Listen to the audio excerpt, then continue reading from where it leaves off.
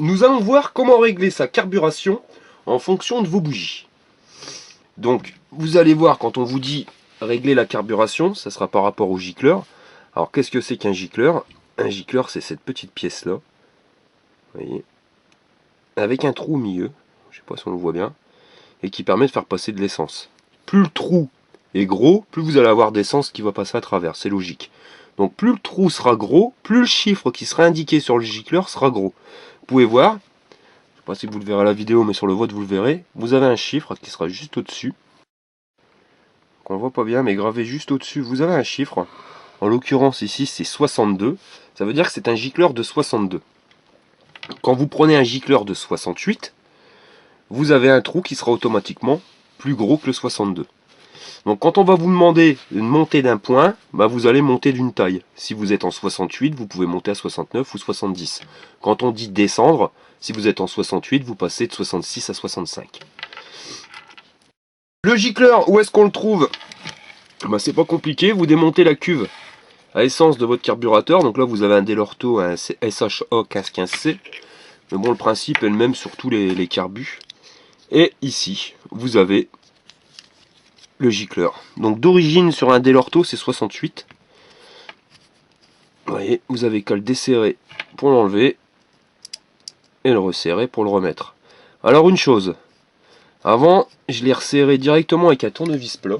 Donc je prenais un tournevis plat pour les tourner et je me suis aperçu à un moment que j'avais une panne, c'est-à-dire que mon gicleur souvent se bouchait.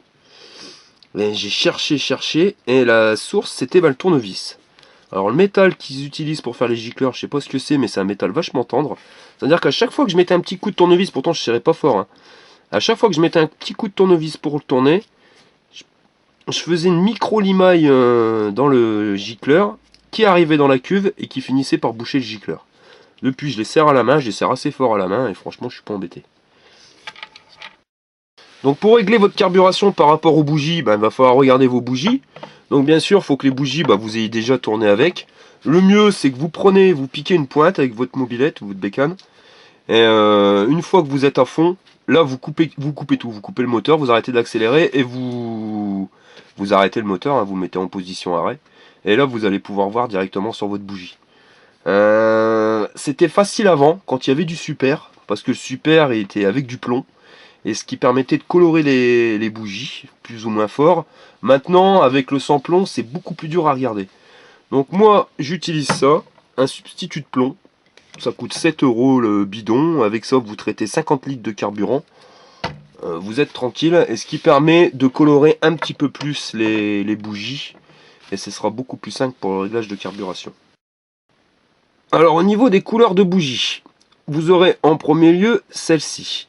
Vous allez voir, donc quand on parle de la couleur de la bougie, c'est surtout au niveau de l'électrode. Alors l'électrode, c'est quoi? C'est la partie que vous allez trouver ici, vous voyez?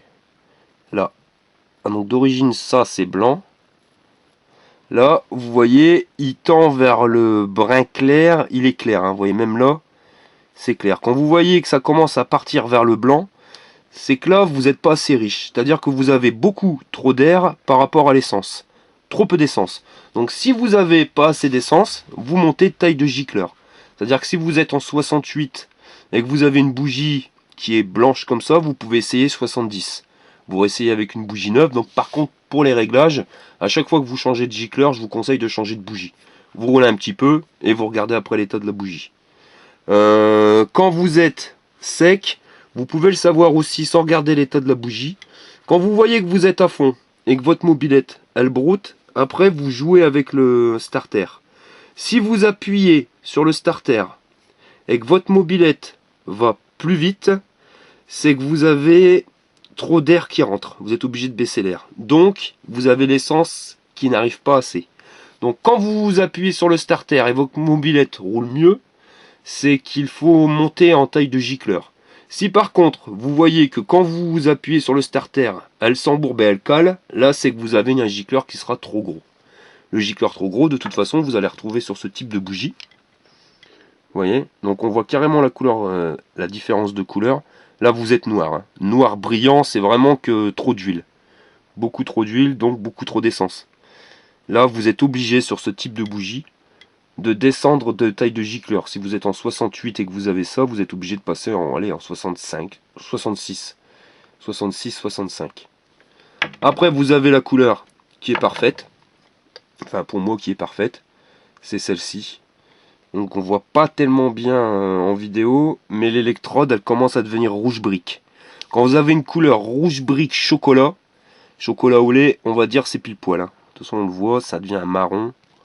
Marron, c'est ce qu'il faut. Là, vous êtes pile poil en gicleur, changez rien, tout est bon. La petite astuce que vous pouvez essayer aussi, si votre bougie, on va dire que le gicleur est trop gros, donc votre bougie est trop noire, ce que vous pouvez faire, vous pouvez changer de filtre à air. Si vous avez un filtre à air d'origine comme celui-ci, vous pouvez essayer les filtres à air sport. Et là qui laisse passer plus d'air. Donc si vous avez plus d'air, ça se mélangera mieux avec le plus d'essence. Donc vous pouvez trouver un, on va dire un réglage aléatoire comme ceci.